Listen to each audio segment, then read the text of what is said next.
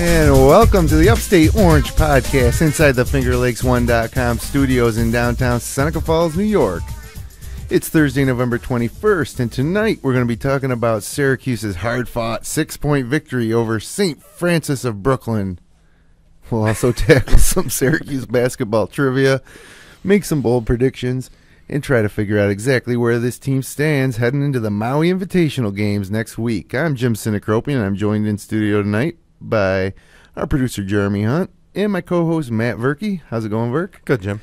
And also, friends of the show may remember Zac Young. He's the head coach of the Lions varsity high school basketball team. That's Jim Boeheim's alma mater. Welcome back, Zach. Thanks for having me. And via telephone in Cincinnati, Ohio, we've got Brad Conner, a resident college hoops guru. How you doing, Brad? Good evening, fellas. Good. How we doing? Fantastic. I can't wait. I think we got a great show on tap, so we'll get right to it. The Upstate Orange Podcast is brought to you by Generations Bank, with locations in Auburn, Geneva Phelps, Seneca Falls, Union Springs, and Waterloo. Be sure to check out their mobile banking app or visit them online at mygenbank.com. And Seneca Meadows, responsible waste management for the next generation. Learn more online at senecameadows.com. And by Maday, Miris, and Ricky, your hometown personal injury attorneys. If you've been injured and deserve compensation, call the Finger Lakes Personal Injury Hotline at 315-568-0911 or visit them online at madaymirisricky.com. Seriously, hurt in an accident, 315-568-0911. They'll take care of you. Okay, Syracuse is 4-0 as they prepare to head way out west next week, but it wasn't nearly as easy as Orange fans thought it would be. Let's talk about it all with our Big 5 questions. Question 1, guys.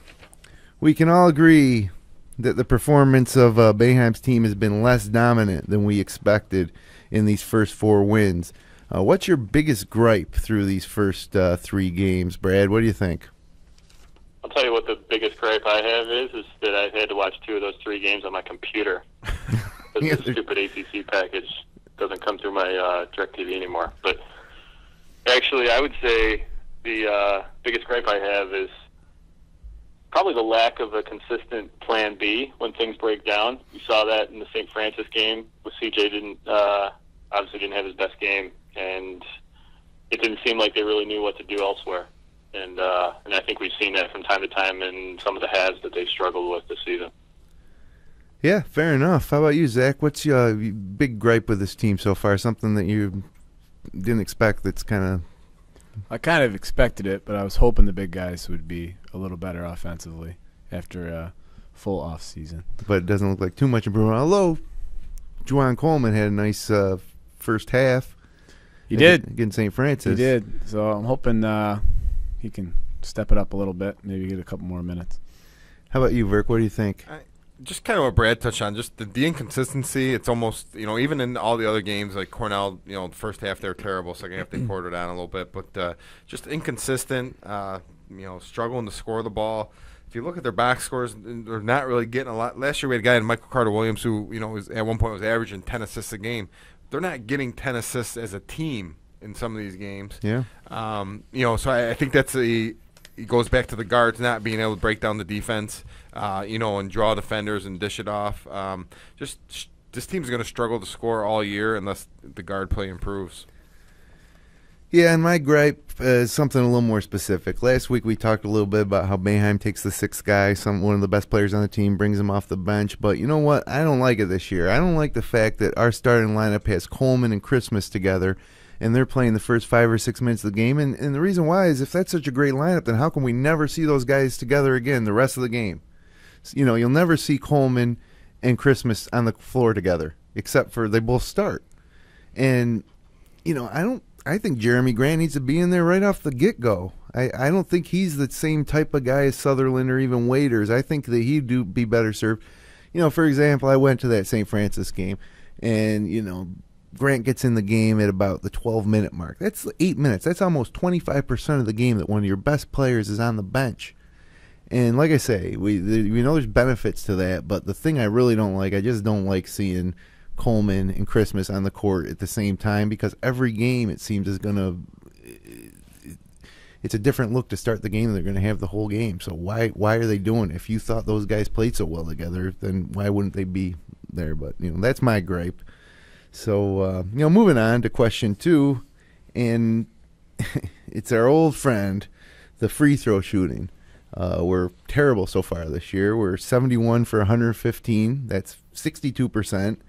And some of our worst offenders, Jeremy Grant, 11 for 24. Coleman's 8 for 17. Benajay's 8 for 17. Tyler Ennis is only shooting 64%. He's our point guard.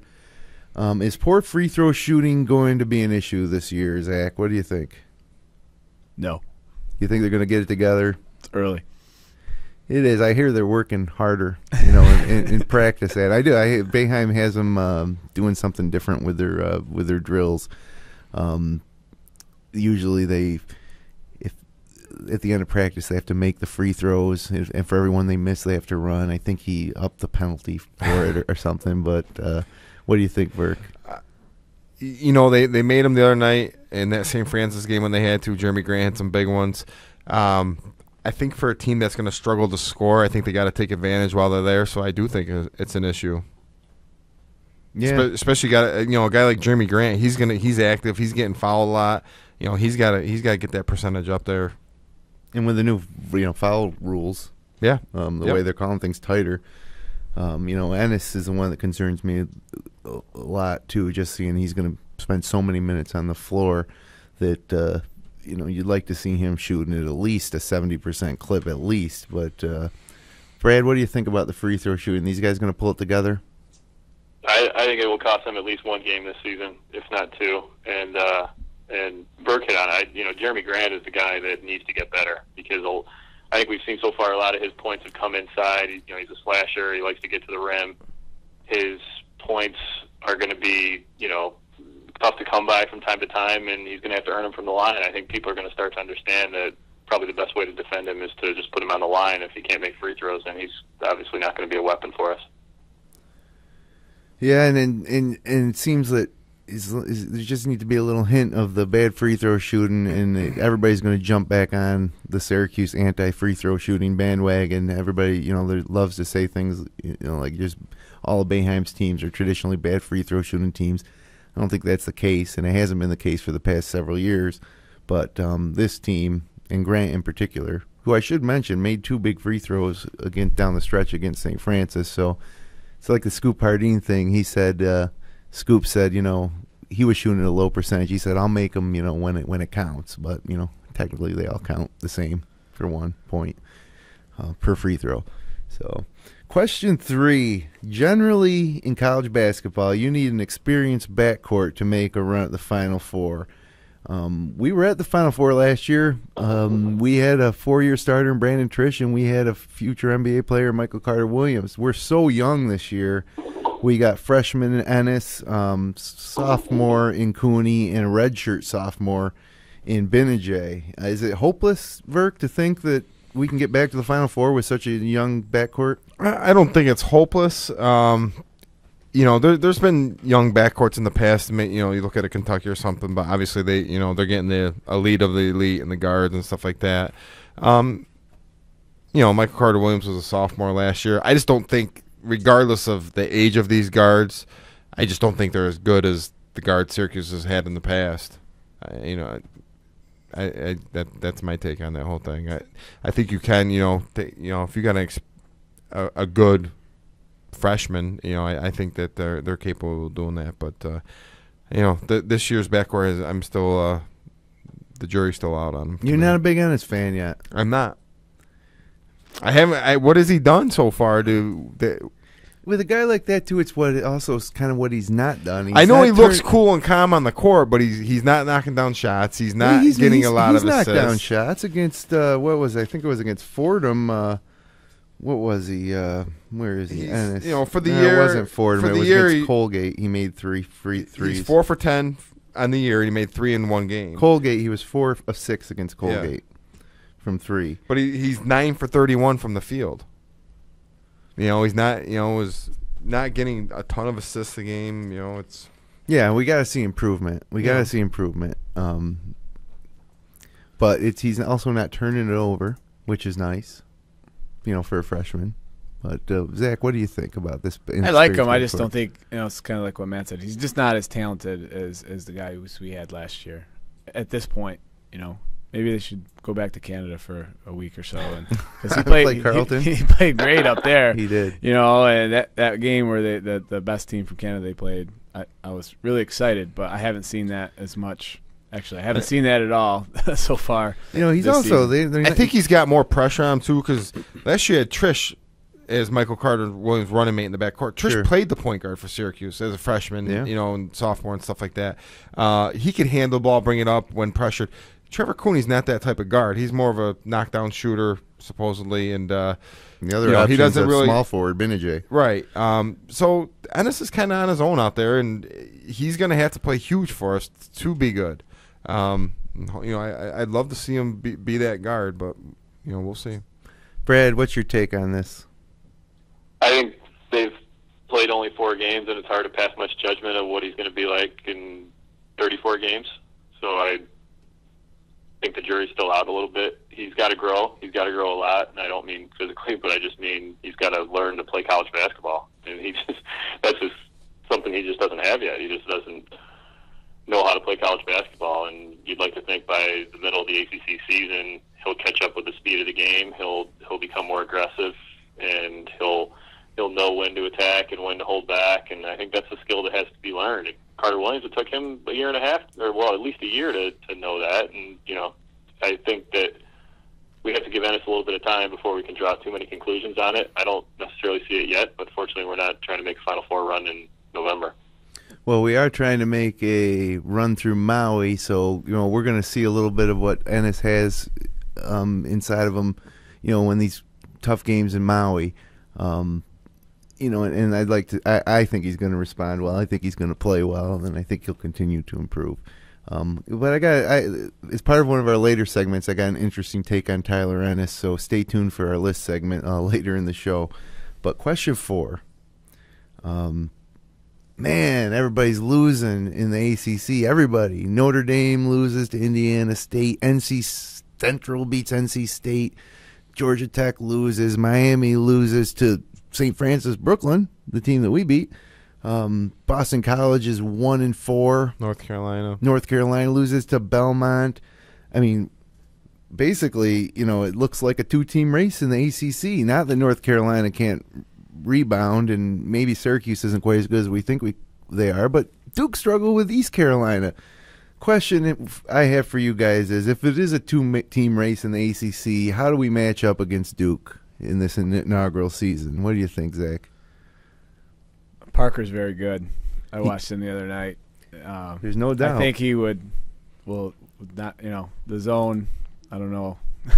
I just think he can go inside out. He's very good. I like their defense. I think we're going to have a tough time at Duke winning that game. But would you take a split if we win in the Dome? And I would take a split there? Right now for sure. Yeah. I want to beat them both places. I know you do. I know you hate Duke. I think they might sweep us. Yeah. I would take a split just based on what we've seen now. But it's 4 games in.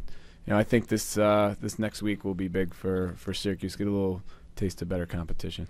East Carolina played zone against Duke, and they struggled a little bit. And that's not even a good zone. I mean, who am I to say? I don't know much about ECU zone, but I know that we have a pretty good zone that hopefully will get better by the time we play Duke. And, the same thing, Parker is awesome, but he is a freshman. And I've always questioned, I think last week, and I'll continue to question it with Duke, is if he's taking twice as many shots as everybody else on the team, and then you got Hood, another newcomer to the team, who's taking a lot of shots. I just suspect there's going to be some chemistry issues with guys like Suleiman and Thornton and Cook, who aren't getting as many shots. These guys are 5-star, high school players used to being in the limelight, and now these 2 newcomers are taking their shots. So I'm not sold on Duke based on those chemistry issues. But Brad, how do you think that Syracuse matches up with Duke? I think, unfortunately, the most talented player is on Duke, and so that is their advantage. I think the talent level overall is probably about the same.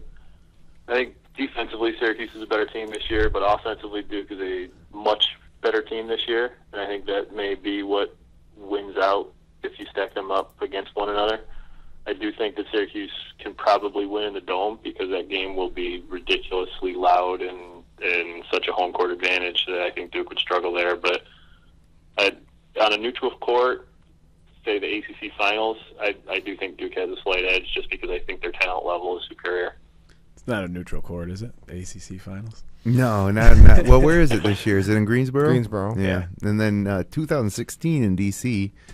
I don't know where it is in 2015, but yeah, you're right. I think the next 2 years it's down in Greensboro, or I think that's yeah. Good point. Not exactly neutral. But I'll tell you what, we're going to travel for that thing. Syracuse is going to travel for that thing, and but even just talking about that crap tournament, it really upsets me. We're going to be there, and if we make it to the finals, it's going to be Sunday afternoon we're playing, and meanwhile, the Big East tournament, we still be buzzing about the finals of the Big East, which is still going to be a great tournament.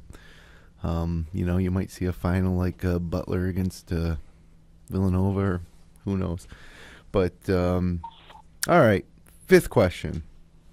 We're heading to Maui. We're set to face Minnesota, then either Cal and Arkansas, potentially Baylor, Gonzaga. What do you expect from the Cuse next week in Maui? I'll throw it up to any one of you guys. I'm hoping that, you've kind of seen it from Syracuse teams in the past where they kind of struggle with some of these mid-majors and then, they hit the prime time and they kind of turn it on. I'm really, really hoping that that's what we're in for. And if not, they could be in for a great struggle out there if they're not able to, score more than 54 points like they did the other night or 56 points like they did against St. Francis. There's a lot of things you can look at with Syracuse right now that is worrisome. Their defense, they can't score. They're, they don't look like a very good team at times right now. So, I'm hopeful, but anxious at the same time, I guess. Yeah, it's going to be tough. Yeah, I'm hoping they were looking ahead a little bit to that last game. Yeah. This is we got a week off after this, then we're going to Hawaii. But definitely a step up, and it'd be a good test for them for sure. Those are all a lot of the teams from good conferences, and I'm sure Coach Pitino is going to have a pretty good game plan for him that first game. I think he's got some inside information. It's true. I'm sure. And if I didn't even think about that, but yeah, Rick Pitino's son coaching Minnesota, so he's obviously. Don't ask Boeheim about his record against Rick Pitino, but hopefully now his son's trying to build a winning record against Boeheim. Brad, what's going to happen in Maui? It's funny, guys. I thought this through a lot, and I really have no idea. What do I expect? I don't expect anything. I could foresee Syracuse winning the entire championship with all three games being by double-figured in margins, or I could see them losing 2 out of 3, and frankly, neither would surprise me at this point. I don't even know what you're going to get from game to game. I see a tough matchup against Minnesota. Minnesota's tough. They beat my Spiders in Richmond pretty handily a week or so ago, and they're undefeated. New coach, there's a new energy there, and certainly there's an inside knowledge with Pitino. It is if tough. they get past Minnesota, I think Arkansas is a tough matchup too. I realize Syracuse won down there last year. They don't have Sutherland anymore. Sutherland hadn't gone crazy. Syracuse would have lost that game and probably would have lost it handily. So I think that could be a tough matchup too. Sure. Baylor, Gonzaga, both those teams are tough, and this is not going to be an easy tournament by any means. I could see nothing would surprise me. Also, 3 games in 3 days. That's you're gonna play. You got to go a little deeper on your bench. So I think it's going to be interesting for some. For some of those other guys, are going to get a couple more minutes. Maybe see a little more Ron Patterson, maybe a little Roberson. Ennis can't play. Johnson will get his 18 points. Yeah. Hey, don't take a shot at my bold prediction from last week, Brad, because yours didn't work out too good either. We'll get to that in a little bit. But yeah, personally, I'm expecting us to win these games because that's just what we do recently. We win. Our preseason tournaments, we win in November, we win in December. We head into January as a top-ranked team. It's been the way it's been for the last 3 years. And I think that this Cuse team, is young, but I think that we're playing to our competition. I just kind of feel like we're playing to our competition. And so when the competition level rises a little bit, I think that we'll answer the call. I see us being in these games. It should be interesting to see how we perform down there. And, don't forget, you guys, we got CJ Fair, 4-year senior, leading this team. And we got Jeremy Grant, who's going to be an NBA star. So we focus a lot of times on what we don't have, but we do. And we have some depth in the front court. And Boeheim 10-0 Maui Classic games, guys. So I didn't know that. Yeah. Did you know that, Brad? I was not aware of that. That's great. Yeah, I'm pretty sure. Did you just make that up? Well, no. I geez, I am like 95% sure. Maybe you can double check that, Brad, if you can. While I don't know how you can find out that information, but I'm sure it'll be an overlay during the game. I already know. Nice. By the way, the Maui Invitational games are all on ESPN or ESPN2, so you won't have to log on to ESPN3 to watch them. But you will have to take a long lunch because Monday at when they play Minnesota, that's a 5:30. I'm sorry, you don't have to take a long lunch that day. It's a 5:30 p.m. You'll have to get home from work in time to watch it. 5:30 p.m. Eastern time tip. That's 12:30 p.m. Hawaii time. And then Tuesday's game against the winner of Arkansas-Cal, if they win, it'll be a 7 p.m. Eastern time start. If they lose, it'll be a 2 p.m. game, which is 9 a.m. local time. So I think that game against Minnesota is big just to get us in prime time on Tuesday night and not playing a 9 a.m. local time. I don't know how that would go over. And then the championship game of the Maui Invitational is a 10 p.m. Eastern time start, and the consolation game's a 7:30 p.m. Eastern time start. And if we should be in the 5th or 6th place game, that's 5 p.m. So I'm hoping that we are playing in that 10 o'clock game. It'll be a big time early season feel to it, and the eyes of the nation will be on the Maui championship. So. And by the way, you mentioned ESPN3 being tough to watch some of these games. We do have some more games that are going to be ESPN3 only, but if you subscribe, if you get the Red Zone on Time Warner Cable, if you get that sports tier, I subscribe to the Big Ten Network for the Northwestern Syracuse football game this year. And I was going to unsubscribe right after, but I didn't, and then I discovered how awesome the Red Zone channel is. But long story short, they also have a up in the 300 or 400 ranges, depending on where you get your Time Warner Cable out of. There's a slate of channels, college basketball, full court package. And if you subscribe to this sports tier with the Big Ten Network and the NFL Network and Red Zone channel, it's like $8.99 a month. But you get all these college basketball games too.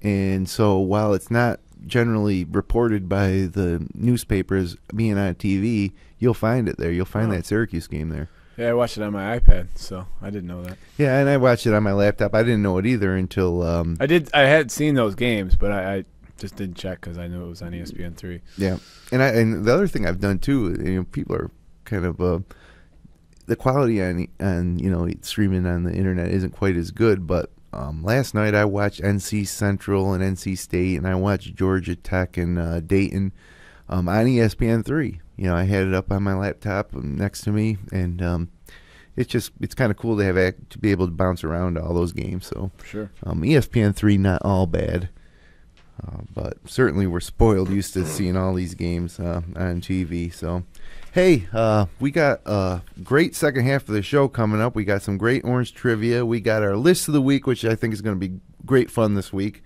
We're going to give our power rankings. We're going to give our bold predictions. And, hey, we'll be right back after this word from our sponsors.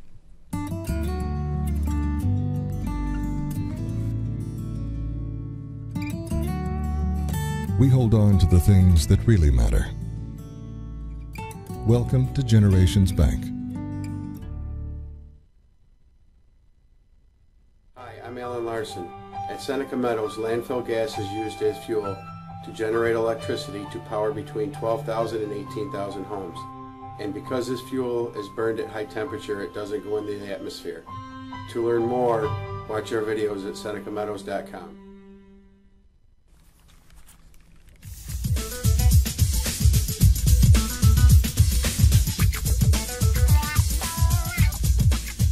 And welcome back to the Upstate Orange podcast on FingerLakes1.com and FingerLakes1.tv. One of the favorite parts of the show is when our buddy Brad comes up with some trivia. Usually it's Syracuse based. Last week it was ACC based. What do you got for us this week in terms of trivia, Brad? Well, the first bit of trivia, I've got an answer for you rather than a question. Syracuse, you are actually right. They are undefeated in Maui tournament play. Nice. Never a doubt. Is it 10-0? Here's the crazy fact about that. In both Maui, so they've won 2 Maui titles, 1990 and 1998. In both years, they beat the same team in the finals. Do you have any idea who that team was? 90 and 96 in the finals of the Maui Invitational. They beat the same team. 98. Oh, 98. I know that we once lost to Kentucky in the Great Alaska Shootout. Who did we beat in those Maui tournaments? Kansas? That's not a bad guess. I don't think that's right, though. Kansas, Brad, Zach said? Kansas. Not a bad guess, but it is not Kansas. It's not Kansas State. North Carolina. No, incorrect. I don't know. Yeah, geez, Brad, I don't know. I feel like I should remember this. I'm sure I will when you tell me the name. The Indiana Hoosiers. Oh, yeah, how about that? We also pummeled them. Syracuse has a long and sordid history with the Indiana Hoosiers, it would seem. Well, we won every game except for the big one. Right. The year after that, we played him in Madison Square Garden. Sherm Douglas hiked the ball through his legs to Stevie Thompson. We beat Indiana like 110 to 70 that game. Remember that? Small consolation, but yes. Yeah. Well, it was a good way to wipe away that bad taste, but it really wasn't wiped away until 2003. So, and we got Indiana again this year. So hopefully we'll continue that trend. So that's not your trivia, though, Bram? That is not my trivia. What do you got? It was good trivia, but staying with the team from last week, how well do you know your ACC? Not very well, apparently. I know this sucks, but we're going to keep beating on this drum because you know what? Like you said last week, we're stuck with it. Can you name the coaches of each of the teams in the ACC, starting with Boston College? Donahue. Donahue is correct. He's off to a great start. They're 1-4. He's a Cornell coach, Yeah, right? Yes, Donahue former might Cornell not last coach. a year, but he is the coach today. Clemson. It's not Oliver Purnell anymore. That's the last Clemson coach I remember. Oh, jeez. I almost thought I had it. Rick Barnes? No, not Rick Barnes. I'd be shocked Texas. if you got this one. Yeah, I'm not gonna get it. So I don't know if you guys got any idea. I think Anybody? Zach's over there on his Burke, phone. anybody? No, I'm not going to cheat. I'm not going to Dabo cheat. Sweeney. Just kidding. No. Who is it? No, Brad Brownell. Oh, great. It's just like playing in the Big East. Brad Brownell. Who knows who Duke's head coach is? Yeah. Isn't it Wojciechowski? Yeah, Florida State. Oh, Leonard Hamilton. Yeah, Leonard Hamilton, former Miami That's coach. correct. Good call. Georgia Tech. Not Paul Hewitt. Nope. Paul Hewitt's at George Mason. Is he? Yeah. Correct. Yeah, he is. Yeah. I haven't watched Georgia Tech play in like 10 years. I have watched no him idea. play on ESPN3, like I say, last night, and I don't remember who the coach was. No idea. Bobby Cremens. College of Charleston. What's ironic is last night they lost to the team where this coach came from. Oh, yeah, previously. that's right. He was a former Dayton coach. He came over, and his old guys beat him. Yeah, he's a good coach. Don't Yeah, know. who is it? Brian Gregory. Okay. Ryan Gregory. That's why when I think of Great coach. ACC He's a coach. basketball, I think of Brian Gregory and Brad Brownell. I can tell you I know a lot of Dayton fans, and they were glad to see him go. Really? Yep. They were Well, not the pleased kids with the Brian Gregory era at Dayton. The kids here. Maryland. Who's Maryland's head coach? Lefty Drizel. Incorrect. Maryland's coach. Turgeon. Yep. Mark Turgeon. Good call. Yep. Good call, Verk. Miami. Larinaga. Jimmy Larinaga. Correct.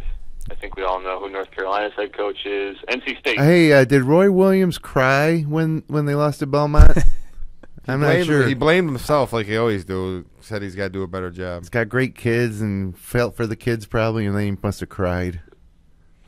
North Carolina State It's is old Alabama coach, isn't it? Yeah, well, Gottfried. yeah. Mark Gottfried. Yeah. Mark Gottfried's correct. Notre Dame. Bray. Pitt. Dixon. UVA.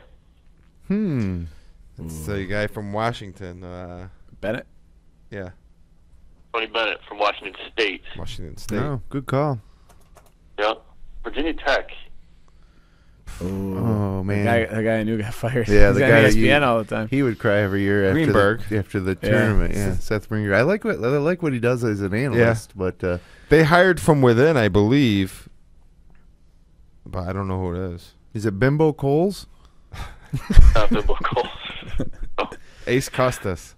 James Johnson. Oh, James James Johnson. Yeah, there you go. So James Johnson is in his second year at Virginia Tech. There's 3 guys that we didn't know so far. Wake Forest. Jeez. Brazil or he's from Air Force, right? You're almost there. You almost said it. Brazilic or what the hell's his name? Bizbelic. What's his first name? Jeff Jeff. Bizbelic. Jeff, right? Jeff? Yeah. Jeff Bizbelic. He probably won't be around too much longer either. Now, as a Wake grad, They how do you despise that dude in Winston-Salem, North How do Carolina. you feel? There's people buying billboards. They're like hiring planes to fly over the football stadium to say fire Bizbelic. Like, it's ridiculous. How do you feel as a Wake Forest grad? I think he's a joke, frankly. He's only won 11 ACC games out of 53 in his ACC career at Wake Forest. Well, Tim Duncan's not coming back. He's taking a giant dump on Skip Prosser's grave is what he's doing. It's ridiculous. His ACC road record, guys, he is 1-24 Wow. ACC in road games in the ACC. That's pretty bad, I don't know how especially you because survived to see season 5 Yeah. when That's you've been surprising he's still 1-24 back. in your first 4 seasons. especially when you're going on the road to Virginia Tech. With a home loss to William and Mary.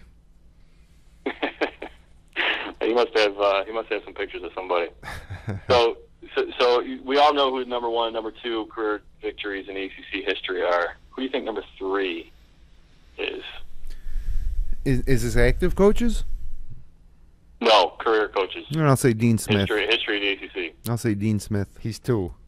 No, he's Well, 3. I say we all know who 1 and 2 are. One is ACC wins, not all-time wins.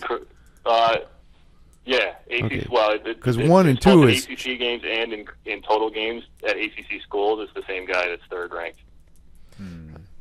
How about the Maryland coach? Lefty Drizel. No, Gary Williams. Gary Williams. Gary Williams is correct. Good call. He's He's there a long time. 3rd. Who's 4th in all-time victories at ACC schools? Not just ACC games, but all-time victories. How long was Cremens there? Was he there long enough? I don't think so. He had a good run when he was there, but Who'd you say, Zach?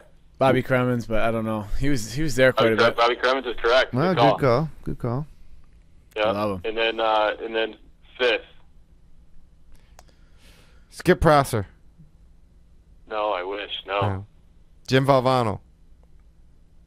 No, Valvano's deep. He's like 14. He wasn't there long enough. Who was at NC State before Valvano? He was pretty successful, wasn't he? I don't know. Lefty Lefty wasn't at Maryland long enough, I don't think. No, it is. You're right, Burke. Lefty Drizel. So 2 Maryland coaches, huh?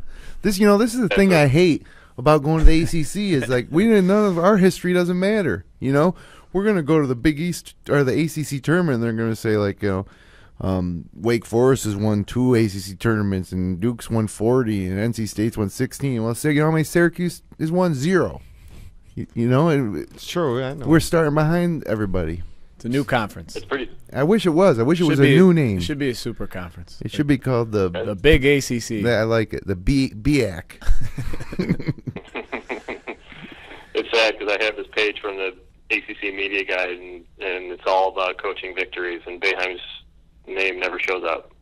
You know what's funny? The ACC digital network, you can subscribe to that channel on YouTube. You'll see a lot of great videos, I guess. But they did a greatest quarterbacks of all time, ACC quarterbacks. And it was McNabb, Testaverde, Vick, Dan Marino. But those are all Big East quarterbacks, right? Pretty much. Yeah. They played in the Big East, yeah. Right. Marino, the Big East wasn't alive then, but Yeah. Right, but I mean they're taking the good part of the history for when they need it for football, and then because otherwise it's Charlie Ward. Yeah, Charlie Ward was on there. Another Florida State Winky, I think. No, it wasn't Winky. Another Florida State quarterback. Danny Cannell. I can't remember. Either way, my point was they got a lot of. There was more Big East than not Big East on there in terms of quarterbacks. So, which is kind of silly. Do I think Donovan McNabb is one of the greatest ACC quarterbacks of all time? No, I don't, because he didn't play in the ACC. But hey, good trivia, Brad. Yep. Good trivia as usual. Next week, let's get away from the freaking ACC because I get so worked up every time. Let's go historic Orange trivia next week. Okay. Or actually, next week's Thanksgiving night. I think we're going to take the night off next week. So when we come back, although Brad, if you want to do a show, I'll do a show. I've been known to do shows on Thanksgiving night before. Okay, well, we'll probably plan it. The only reason why is because we're going to be fresh off of Maui. Yeah, we want to recap Maui, I think. All right, Brad, you and I will be here. Verk does not so sure. Our producer, Hunt Dog, I think is unsure as well. It is a holiday. But, hey, I got a great segment for you. It's time for our list of the week. What I need you now to do is suspend all rules of space and time and imagine if you could build a time machine and snatch a past Orangeman for a counterpart on this year's team. I'm going to give you choices, and this will help us kind of see how you feel about certain players on this team. Now, I'm not going to ask you to compare, Sherman Douglas to Tyler Ennis. Nothing that's like Carmelo Anthony versus Trevor Cooney. I'm not gonna. These are ones that I think are gonna kind of be tough decisions. So let's start it off right now. Trevor Cooney, if you could swap him off right now for Eric Devendorf, would you do that? Would you put in Devendorf for Cooney on this team? Think it'd make it better. Yes, without a doubt. Verk? You serious?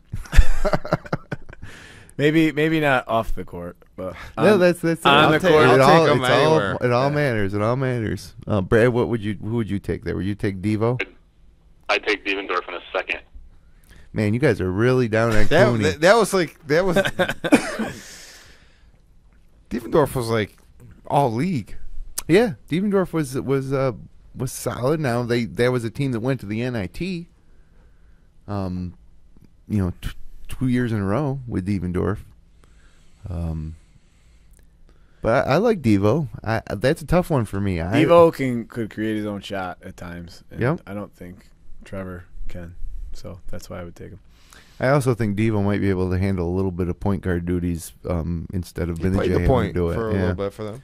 Yeah, so I think I'd have to agree and go Devendorf, but I'm not as down on Cooney as the rest of this crew is here. How about this one? I feel like this team could use somebody with a little bit of attitude. Devendorf would bring that. Yeah, that's right. In abundance. Yeah, you're right.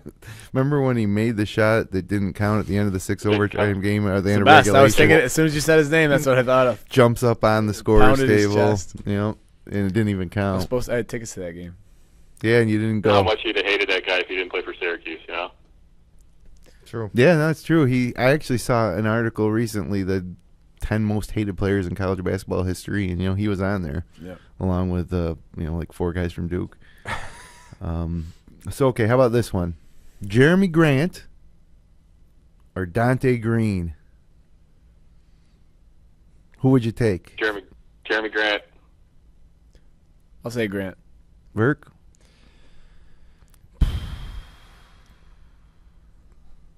I'm gonna take Grant.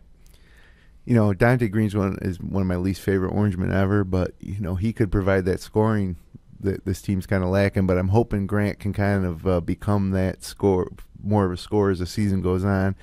And 1 year with Dante Green on the roster was enough, so I'm going to stick with you guys too and say Jeremy Grant. How about this one? Raheem Christmas or Darryl Watkins? Mookie Watkins. Who would you take?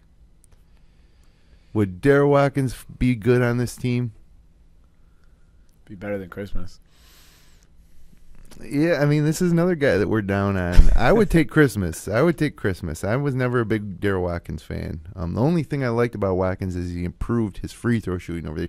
But this was a guy who couldn't make a dunk. This is true. Daryl Watkins couldn't make. Maybe not like Christmas. Maybe not like. This is the hardest one for me, Jim. This is tough. Christmas could be better as when he's just maybe in a couple years. I keep hoping is going to get better, but he's a junior, so there's not that much maybe time next left. year. I guess I would take Watkins. Wow. Daryl Watkins played in the NBA. Do you think Raheem Christmas is going anywhere near the National Basketball Association? That's a good point. Who knows? He's got another year left, but. And Watkins can score a little bit. A little bit, but he was frustrating him in that era. More than Christmas, though? I'll take Watkins also. Okay, I'll take Rack. I'll take Rack Christmas. I don't want Darryl Watkins. How about this one? Raheem Christmas or Craig Forth? Craig Forth. Come on. Seriously, you can take Christmas off this team and put Craig Forth on it. Would you do it? I think Craig Forth is a better defender. Yeah. He was better in the zone. I think the better comparison would be Craig Forth against Baikita. Well, yeah, I think you're right. Which in case I think it's tough to not take Forth. He won a national title, right? He was great in the first half of that final game, if you remember. Yeah. Yep. Tough not to take Craig Forth there. I'd take Craig Forth. Okay, how about this one, guys? We're going to do 4 C.J. Fairs, and we'll see if we can move it along a little bit. C.J. Fair or Chris Joseph? Fair. It depends if you get Chris Joseph as a junior or a senior. You get Chris Joseph as a senior because that's what C.J. Fair is right now. Then I take C.J. Fair. Fair. I take Fair, too, because I don't know if you guys remember Joseph just disappearing in big games. But true. This is where when I'm making this list, I'm saying, geez, C.J. Fair or John Wallace or Billy Owens. Is C.J. Fair at that level? When his career is done. Not yet. No. A lot depends on the season. He hasn't been the man yet. He hasn't. He is not. I know he led him in scoring last year, but he wasn't. Right. Considered the man. I would say. C.J. Fair or Todd Bergen.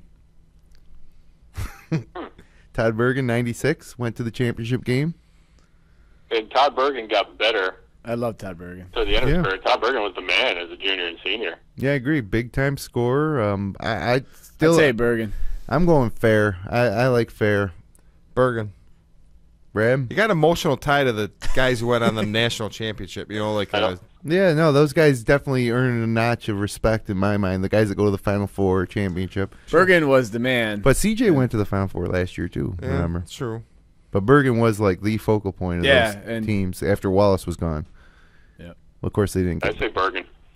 All right, I'm taking Fair. How about this one? CJ Fair, Damone Brown.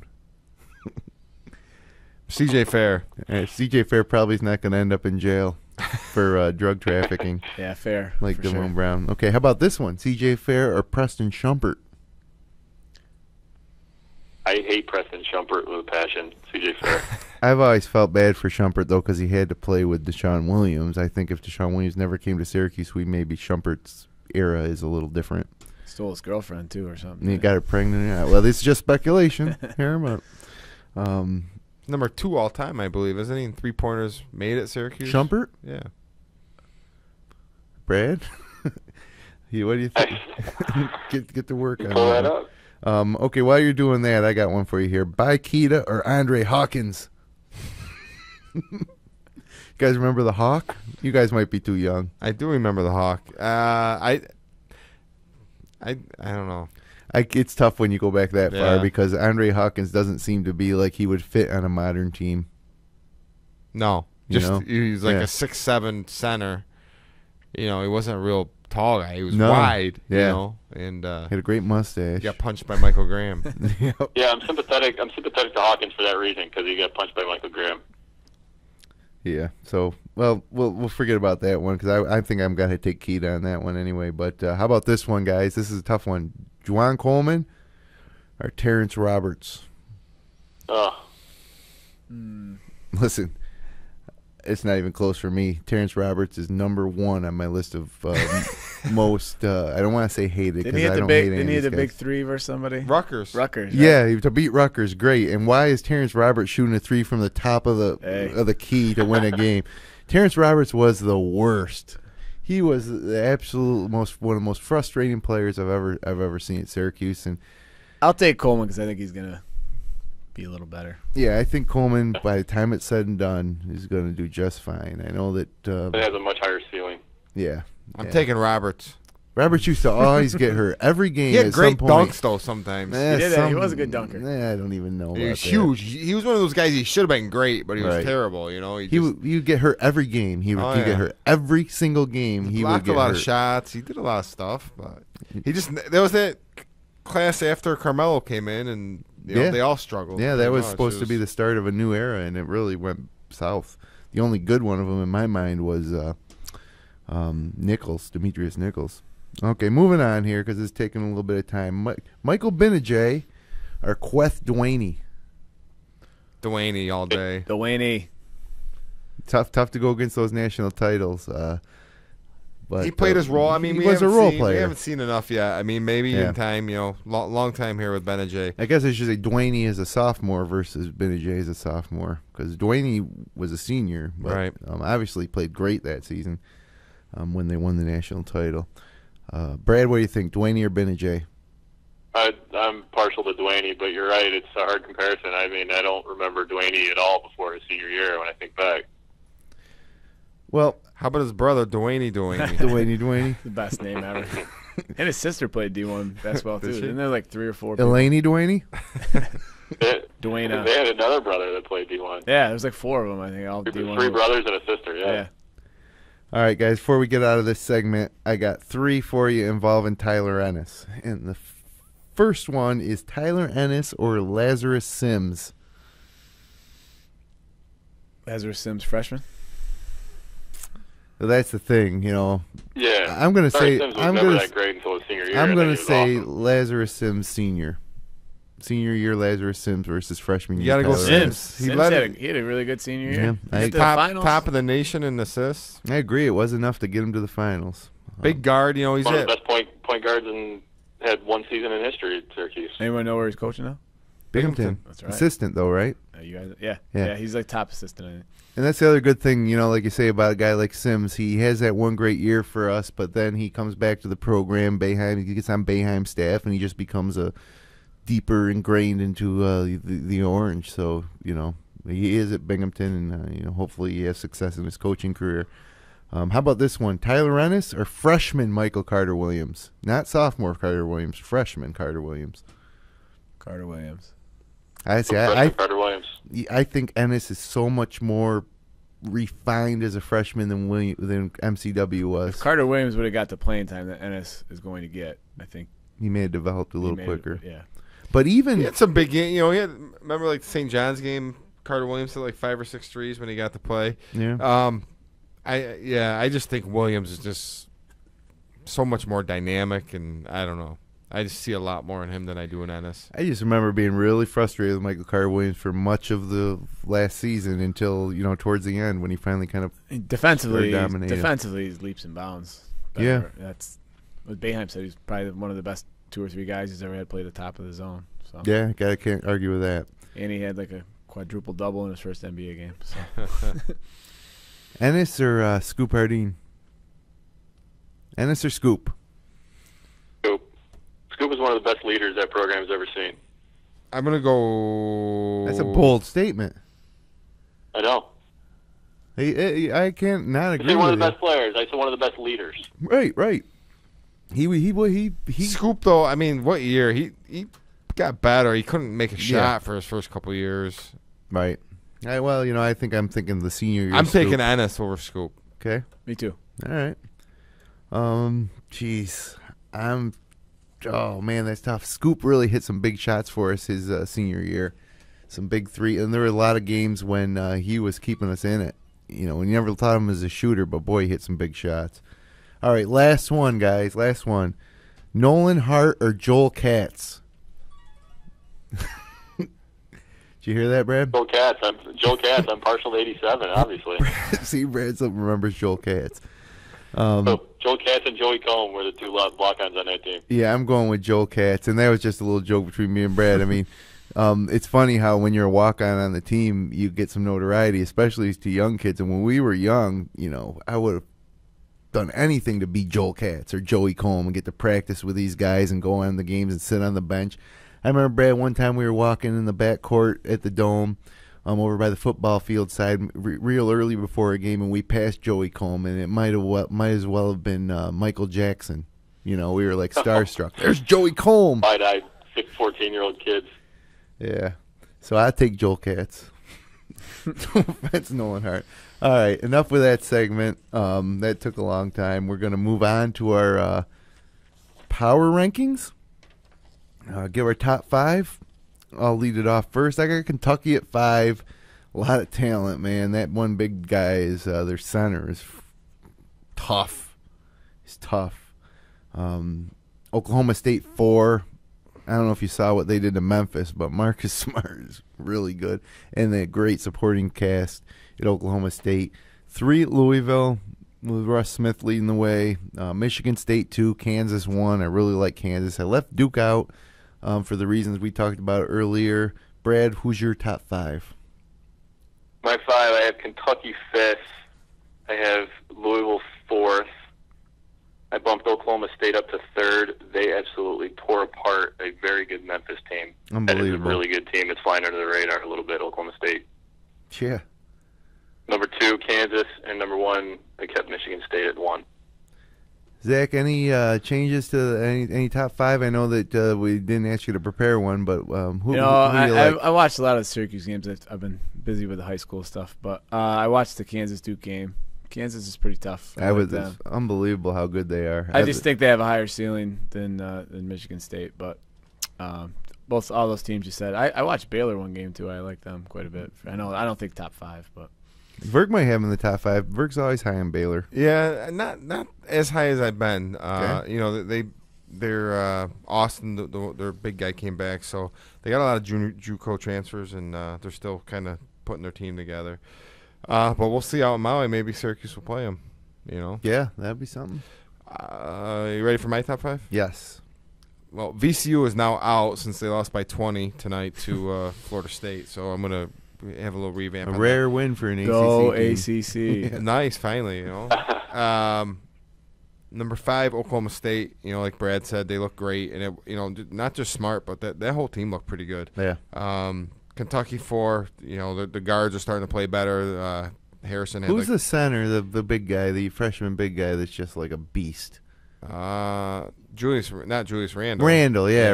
Man, that guy is tough. He plays the 4. He's a beast. Obviously, he'll be a top 2 or 3 pick, maybe if not 1. Kentucky 4, Louisville 3. They tore apart Brad's Cornell Red. So number 2, Kansas. Number 1, Michigan State. All right. And a lot of that could get shaken up over this next week with all these crazy tournaments and holiday action going on. But let's move ahead to our bold predictions. Last week, I predicted that B.J. Johnson would have 18 points in one of their 2 games, and actually he had 2 0-point outputs. So there's a loss for me, putting me at 0-2 on the season, I think, in our bold predictions, or 0-3 even. I'll have to keep a tally or have producer Jeremy Hunt keep a tally. Verk, you said Juwan Coleman would shoot 50% from the line over the last week, and that's a bold prediction that came true. They were 0-3 against Colgate, but he came back with 4 for 4 against St. Francis, and that makes him 4 for 7 total, above 50%. Congratulations on your prediction. Brad, your bold prediction was that Cornell will play Louisville tougher than they played Syracuse, and they lost to Syracuse by 22, so the prediction was Cornell minus 22 or plus 21. It was a 99-54 loss. They lost by 45 So I had that game on. Louisville was up like 40-9. I think we're done here. So this week, my bold prediction is that C.J. Fair will be the Maui Invitational MVP. Zach, you had a good one, I think. What's your bold prediction? Tyler Ennis is going to break out in at least one game. What would be considered breakout? It's got to be something tangible so we can 20 points. 20-point game at one of those games in Maui. One of the games. That's a bold prediction. Verk, what's your bold I'm prediction? going to go a little out of bounds here, but say Syracuse doesn't win a game in Maui. Oh, jeez, can you imagine that if we come back 0-3? It's a bold prediction. We'll be 4-3. That is bold, but remember, most of the people that watch this are Syracuse fans. So you might not be making any friends. That is a bold prediction that I hope doesn't come true. Brad, what do you have this week for a bold prediction? Mine is not as bold as Verk. I say Syracuse will lose to Arkansas in the second round or in the semis of the Maui Invitational. Who's back on that Arkansas team from last year's team? I couldn't even tell you who was on it last year. They had that good guard. He went to the pros, though. I forget his name. I don't know. And again, I have to bring it up. Last year, the only team to beat Arkansas at Arkansas, Syracuse. Yep. So, for whatever that's worth. Absolutely. Okay, we've noted these predictions, and we'll see how they pan out next week. And as we're heading up on 10:56 Eastern Standard Time, it's time to move for our final segment, 2 for the Road. And basically, we're ranked in the top 10. But we're not playing like a top 10 team. I think we all agree that. But we're still there. I think we're 9 in the AP this week. I think we're 9. What has to change to get us to start playing like a top 10 team? Obviously, we have the potential to be there. That's why we were picked there. But what has to happen for us to get there, to be a legitimate top 10 team? I think going back to what we talked about earlier, just consistency. They have the talent, and it's got to be more consistent. Maybe consistent effort. When you play a team like Cornell, and you're losing by 12, 14 points. That's just lack of effort in my mind. So I think they're going to give it 40 minutes. We're going to see what Syracuse is all about coming up here. What do you think, Zach? What do they need to do to get? Got to be more efficient on offense, from my standpoint. I mean, I don't know what they're averaging a game, but 56 against St. Francis Brooklyn at home, not very good. No. And even 69 points against Colgate, it's pretty bad. Yeah, I think they have the potential to be a pretty good defensive team, but I'm just not sure where all the points are going to come from. So CJ's got to, like we said, be the man, and Jeremy Grant's going to get his points, but we got to get some production from other spots. What do you think, Brad? Yeah, similar to what Zach just said. I think they need a second scoring option that is somebody that you can count on with a little more regularity. This is a perfect team for Hubert Davis. They certainly have a go-to man, and his name's C.J. Fair, but beyond that, I'm not sure who you're going to get from game to game. You see Coleman have a nice offensive game last game. You see Trevor Cooney do it the first game, and maybe it's offense by committee, but there needs to be somebody that when CJ goes cold like he did the other night, somebody else has to step up, and I'm not sure where that comes from right yet. Yeah, and I think it is a defense. This team defensively obviously isn't nearly as good as last year's team was, and last year's team made the run because of our defense. I mean, we weren't scoring a lot of points, but we were shutting other teams down, and I think this team can be, we say we're not as big at the top of the zone because we don't have Carter Williams anymore, but we do have Benajay up there at 6'7". And, you guys talked a lot, talk about maybe putting C.J. Fair at 2 guard. You know who I think could play at the 2 guard if we need is Jeremy Grant. He's a better ball handler than Fair. And in transition, he grabbed the rebound, dribbled down, and passed to Benajay to win that St. Francis game. I just, when people say, a lot of people said C.J. Fair could play the 2 in the zone. I think that Grant actually could, and that would be a pretty gigantic guy to have up top of there. But wherever it is, they just need to have more consistent effort defensively, and that'll help feed their offense. It'll, watching these Syracuse games against these lower level teams, they haven't been trapping in the zone like they usually do. There hasn't been hardly, like against that St. Francis game, there was no trapping, and that's usually, if you get the ball in the wrong spot against that zone, there's two long-arm Syracuse players, forcing a turnover that results in a run out at the other end, and I just haven't seen that. And I think a lot of it's effort, and a lot of it's just knowledge and learning, how to play the zone. So I think defensively they need to get a little better. But before we get out of here, final thing, give me your final Maui predictions. This doesn't have to be a bold prediction, Verk. I don't think that you really believe that we're going to lose all our games, or do you? I don't. No, I don't. So what is your Syracuse, Gonzaga? I got Gonzaga winning it in the finals? Yes. What do you think, Zach, for Maui? I say they're losing the finals. Losing the finals, huh, Brad? I actually do think Syracuse is going to lose to Arkansas. I think Gonzaga is going to beat Arkansas in the finals. Syracuse over Baylor for third place. And I think Kevin Pangos will be the MVP of the Maui Invitational. He is good. Listen, you guys, you can't bet against Boeheim in Maui. He's 10-0. We're going to win the Maui Invitational, and we're going to come home. We're going to beat Binghamton, Indiana. We're going to beat Villanova. We're going to beat St. John's. We're going to head into January undefeated like every other year, and we're going to be top 5. So my prediction is we're bringing home the trophy from Maui, and wouldn't have it any other way. Not surprised. All right. Hey, Zach, thanks for spending some time in studio with us tonight. No problem. It was fun. And good luck with the Lions varsity team. Again, that's Boeheim's alma mater. So this guy coaches the same team that Jim Boeheim played for in high school. Same team that ended Brad's high school basketball career. Really? And our producers as well. By 1 point, and our producers as well. So, Zach, if you could take Damian Scott and substitute Jim Boeheim for him, would you do it? No. Okay. No. Yeah, I don't know how Boeheim would translate in today's game. But anyways, thanks for joining us on the Upstate Hoops podcast. You can subscribe to our feed on iTunes, Stitcher.com, YouTube, or via RSS.